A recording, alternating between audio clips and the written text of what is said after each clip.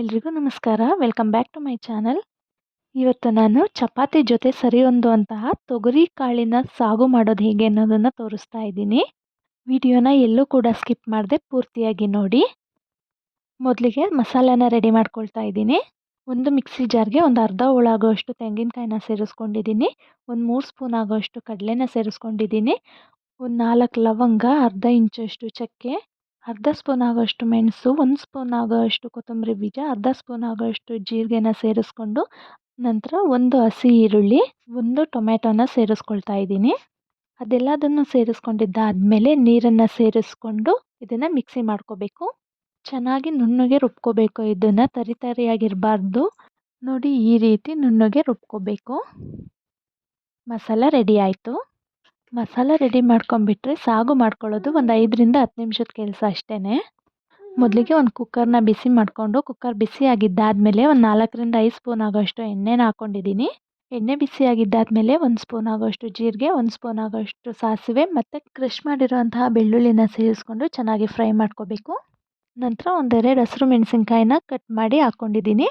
ಹಸಿರು ಮೆಣಸಿನ್ಕಾಯಿ ಖಾರ ಎಲ್ಲ ಬಿಟ್ಟಿದ್ದಾದಮೇಲೆ ಹೆಚ್ಕೊಂಡಿರುವಂತಹ ಈರುಳ್ಳಿನ ಸೇರಿಸ್ಕೊಂಡು ಚೆನ್ನಾಗಿ ಫ್ರೈ ಮಾಡ್ಕೋಬೇಕು. ಒಂದು 2ರಿಂದ 3 ನಿಮಿಷ ಫ್ರೈ ಮಾಡ್ಕೋಬೇಕು. ಅದು ಸ್ವಲ್ಪ ಟ್ರಾನ್ಸ್ಪರೆಂಟ್ ಆಗೋ ತನಕ ನೀಟಾಗಿ ಫ್ರೈ ಮಾಡ್ಕೋಬೇಕು. ಅದಾದಮೇಲೆ ಸಣ್ಣದಾಗಿ ಹೆಚ್ಚಿರುವಂಥ ಟೊಮೆಟೊನ ಸೇರಿಸ್ಕೋಬೇಕು. ದೊಡ್ಡ ಟೊಮೆಟೊ ಆದರೆ ಒಂದನ್ನು ಸೇರಿಸ್ಕೊಳ್ಳಿ ಸಾಕು. ಚಿಕ್ಕದಾದರೆ 2 ಟೊಮೆಟೊ ಬೇಕು ಇದಕ್ಕೆ. ಟೊಮೆಟೊನೂ ಕೂಡ ಚೆನ್ನಾಗಿ ಫ್ರೈ ಮಾಡಬೇಕು.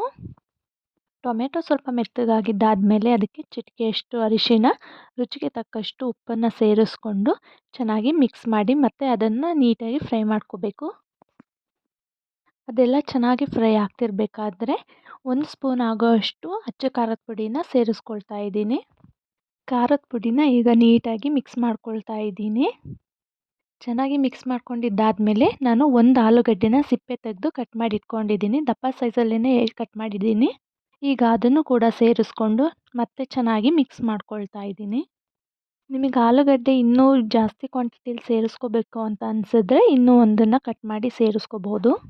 ನಂತರ ನಾನು 1/4 kg ಆಗೋಷ್ಟು ತೊಗರಿಕಾಳನ್ನ ತೊಗೊಂಡಿದ್ದೀನಿ. ತೊಳೆದು ಅದನ್ನು ನೀಟಾಗಿ ಸೇರಿಸ್ಕೊಳ್ತಾ ಇದ್ದೀನಿ. ಇವಾಗ ತೊಗರಿಕಾಳು ಸೀಸನ್ ಆಗಿರೋದ್ರಿಂದ ತೊಗರಿಕಾಳು ಚೆನ್ನಾಗಿ ಸಿಗ್ತಾ ಇದೆ. ಇವಾಗ ಅವರೆಕಾಳು ಸೀಸನ್ನು ಮತ್ತು ತೊಗರಿಕಾಳು ಸೀಸನ್ ಆಗಿರೋದ್ರಿಂದ ಆಲ್ಮೋಸ್ಟ್ ಎಲ್ಲರ ಮನೆಯಲ್ಲೂ ಅವರೆಕಾಳು ಸಾಂಬಾರು, ಅವರೆಕಾಳು ಪಲ್ಯ, ತೊಗರಿಕಾಳು ಸಾಂಬಾರು, ತೊಗರಿಕಾಳು ಪಲ್ಯ ಈ ಥರ ಏನಾದ್ರೂ ಮಾಡ್ತಾನೆ ಇರ್ತಾರೆ. ಅದಕ್ಕೇನೆ ಆಯಾ ಸೀಸನಲ್ಲಿ ಏನೇನು ಸಿಗುತ್ತೆ ಅದನ್ನು ತೊಗೊಂಬಂದು ಮಾಡ್ಕೊಂಡು ತಿನ್ನಬೇಕು. ಇಲ್ಲಾಂದರೆ ನೆಕ್ಸ್ಟ್ ವರ್ಷದ ತನಕ ಕಾಯಬೇಕಾಗುತ್ತೆ ಹಸಿ ತೊಗರಿಕಾಳು ಇಲ್ಲ ಅವರೆಕಾಳು ಸಿಗಬೇಕು ಅಂತ ಅಂದರೆ. ಈಗ ತೊಗರಿಕಾಳು ಸೇರಿಸ್ಕೊಂಡಿದ್ದಾದಮೇಲೆ ಒಂದು 2 ನಿಮಿಷ ಚೆನ್ನಾಗಿ ಫ್ರೈ ಮಾಡ್ಕೋಬೇಕು. ಫ್ರೈ ಆಗಿದ್ದಾದಮೇಲೆ ರುಬ್ಕೊಂಡಿರೋಂಥ ಮಸಾಲಾನ ಸೇರಿಸ್ಕೋಬೇಕು. ಮಸಾಲಾನ ಚೆನ್ನಾಗಿ ಮಿಕ್ಸ್ ಮಾಡಿದ್ದಾದಮೇಲೆ ಒಂದು 2ರಿಂದ 3 ನಿಮಿಷ ಚೆನ್ನಾಗಿ ಕುದಿಸ್ಕೊಂಡು 1 ಲೋಟದಷ್ಟು ನೀರನ್ನು ಸೇರಿಸ್ಕೋಬೇಕು. ಮತ್ತು ಅದನ್ನು ಚೆನ್ನಾಗಿ ಮಿಕ್ಸ್ ಮಾಡಿ ಅದಾದಮೇಲೆ ಕುಕ್ಕರ್ ಲಿಡ್ನ ಕ್ಲೋಸ್ ಮಾಡಿ ಒಂದು 2 ವಿಷಲ್ನ ಕೂಗಿಸ್ಕೋಬೇಕು. ಈ ಸಾಗು ಅಂತೂ ಚಪಾತಿ ಜೊತೆಗೆ ಮತ್ತು ದೋಸೆ ಜೊತೆಗೆ ತುಂಬ ಒಳ್ಳೆ ಕಾಂಬಿನೇಷನ್ ಅಂತಲೇ ಹೇಳ್ಬೋದು. ಒಂದು ಸಲ ಮನೇಲಿ ಟ್ರೈ ಮಾಡಿ ನೋಡಿ. ತುಂಬಾ ರುಚಿಯಾಗಿ ಬಂದಿತ್ತು.